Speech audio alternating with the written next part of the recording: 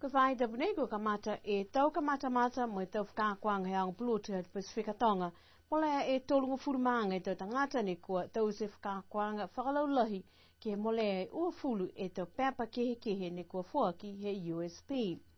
Koe mga honei kua lali ang Bluetooth ke whakahoho e tau tangata he motu ke watu mo e tau se e tau whakaonga whakalaulahi ke whakahanga mitaki e tau momoi ngā hua fuaki.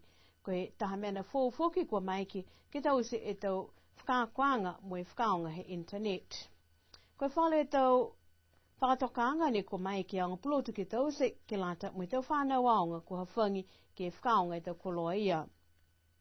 Ue whae tapu he tau kamata do kio ki whakaku, do liu kamata e semester ke uaki ke whae tapu ke tolua ke mahina yulai. Kua hawhangi he mga nei, ke otu mo e whakamau e tau hingoa ke he tau se whalu whakakwanga whakalaulahi.